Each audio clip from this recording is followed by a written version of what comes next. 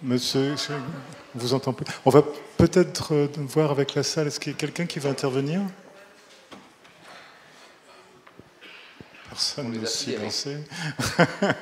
On les a sidérés. Oui. Mais réagissez. Oui, ça y est, ok.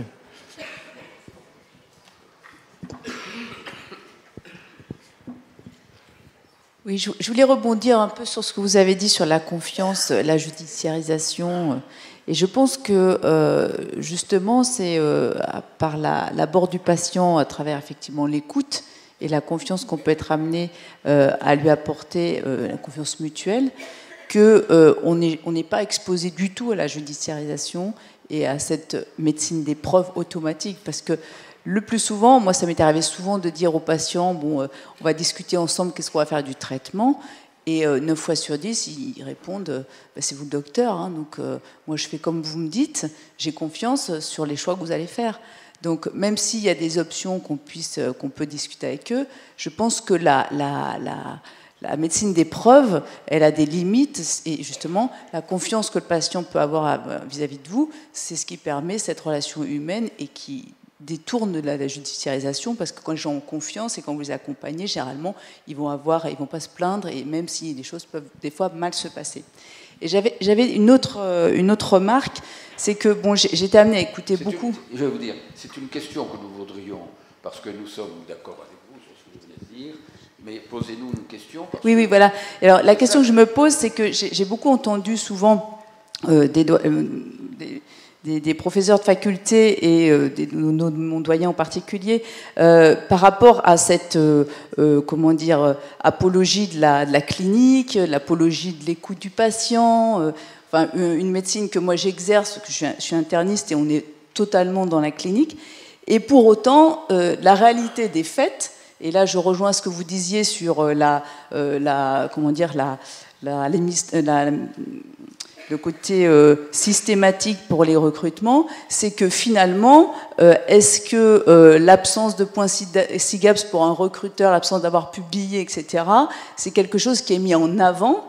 Et en fait, finalement, moi je me dis que tous les décideurs et les cadres supérieurs, on va dire, des universités qui sont là, qui devraient promouvoir certaines choses et qui disent dans les discours, en pratique, ça ne se passe pas, parce qu'effectivement, c'est tout un rouage de technicité, d'administratif ou je ne sais quoi, qui oblige à recruter des gens qui sont chercheurs, qui sont, etc. Et le clinicien ou le pédagogue, il reste toujours à la ramasse.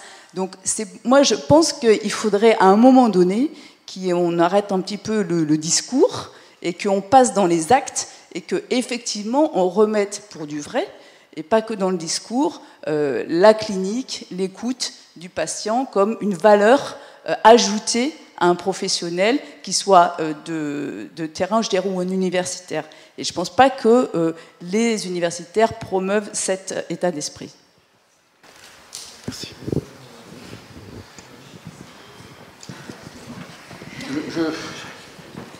Je suis d'une autre époque. Je suis d'une autre époque. J'ai eu un père qui m'a marqué. Je n'ai pas connu la télévision avant d'être rentré en médecine.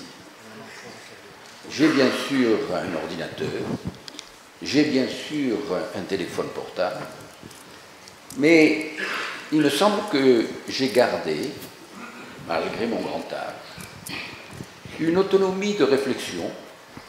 Je vais vous dire, j'ai été doyen pendant 20 ans. Le directeur général du CHU, en matière de recrutement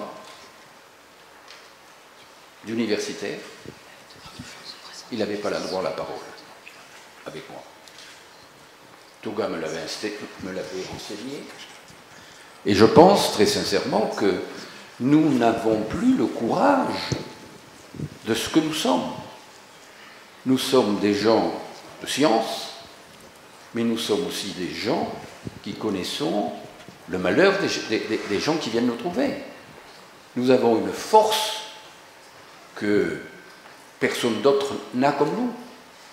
Donc si vous voulez, nous avons laissé... Je vais vous dire, il faut vous rebeller et ne pas accepter... Mais bien entendu, Ou alors vous considérez que vous allez vous faire manger à la sauce de nos administratifs, dans lesquels il y a des gens tout à fait merveilleux.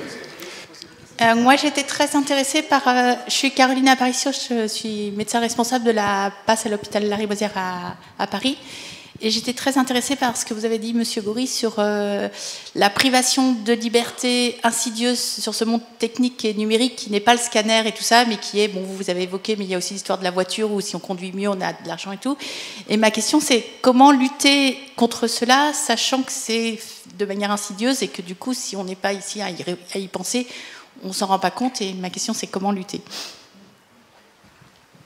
Je vous remercie, mais je vais peut-être en profiter pour répondre aux deux questions en même temps. Je pense que Dominique acceptera que j'en prenne donc à cette initiative. Moi, je suis d'accord avec vous. Je suis d'accord avec vous, je vais vous donner un exemple très concret. Un jour, c'est une époque où j'étais président de ma section au CNU. Un jour, je suis sollicité pour participer à un jury de recherche biomédicale qui donnait un prix dans un pays étranger très prestigieux. Bon. Donc, il se trouve qu'on m'envoie des dossiers concernant la psychopathologie, qui étaient les dossiers que je connaissais, je fais mon rapport, et puis le reste, il y avait la chirurgie orthopédique, la chirurgie pédiatrique, la néphro, etc. Je ne connais strictement rien. Donc, je demande à un copain qui est ici prof d'oncologie s'il veut bien passer 2 jours avec moi pour m'expliquer un petit peu de ce qu'il y a dans les dossiers, parce que je ne comprenais pas exactement. Et puis je me pointe dans ce pays, je vais donc dans sa capitale, où je suis merveilleusement reçu, et il se trouve que, donc il y avait pas mal de gens qui venaient d'Angleterre, de Suisse, enfin, différents pays, bref, d'Italie, et un certain nombre, si vous voulez, d'universitaires français, bon, de disciplines tout à fait variées.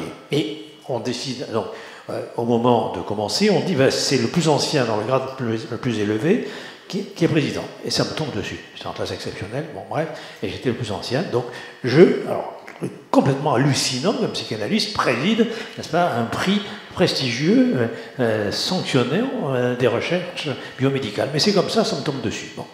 Et à ce moment-là, n'est-ce pas, je propose qu'on étudie les dossiers. Et on me rentre dedans en disant, mais c'est pas la peine d'étudier les dossiers. C'est pas la peine d'essuyer. Mais non, on a les points d'impact facteur des revues, on a le facteur H, on a le facteur M, ce sont des indices objectifs. On ne va pas étudier les dossiers des candidats. Vous poussez, moi, au CNU, on étudie toujours les dossiers, et le type me piège en me disant, vous êtes démocrate. Je dis, bien sûr, comme un couillon, j'aurais dû dire non. Oui, bien sûr, alors on va voter. Et j'ai été mis en minorité.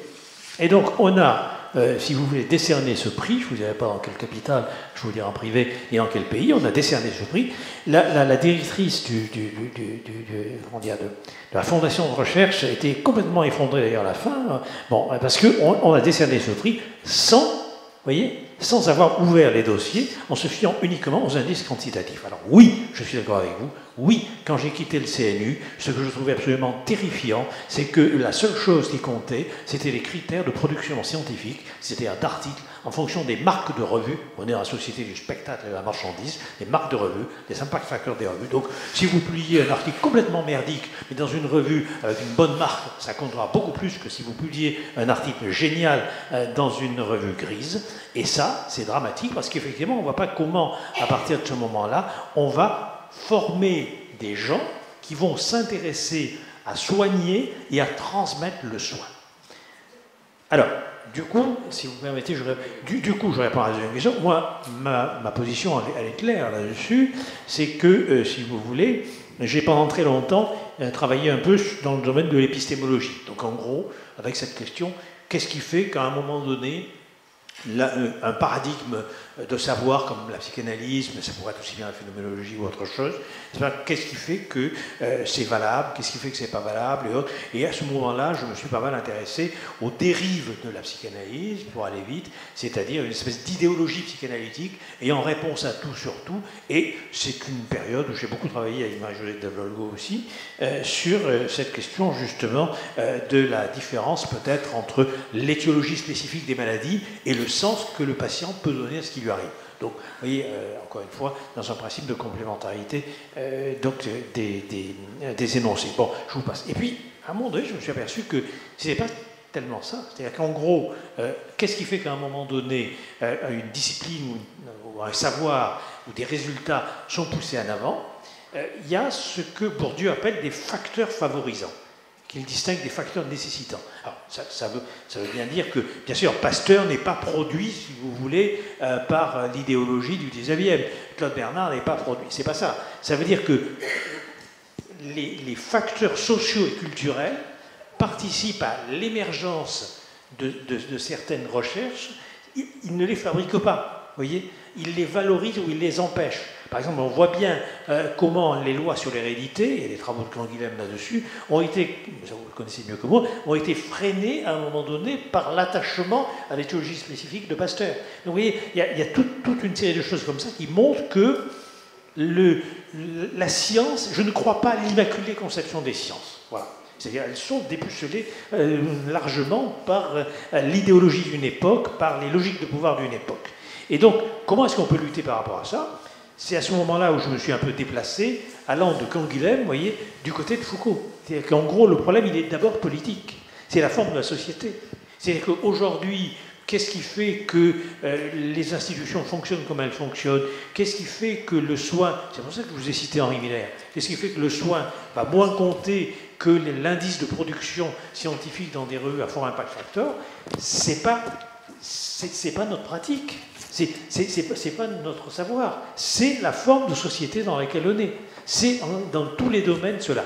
Et je crois que les professionnels ont intérêt aussi à se constituer comme force de pouvoir pour faire valoir ce qu'ils font, à condition qu'ils ne le fassent pas sur un modèle régressif corporatiste, mais qu'ils le fassent avec les autres, qu'ils le fassent aussi bien avec les financeurs qu'avec les citoyens.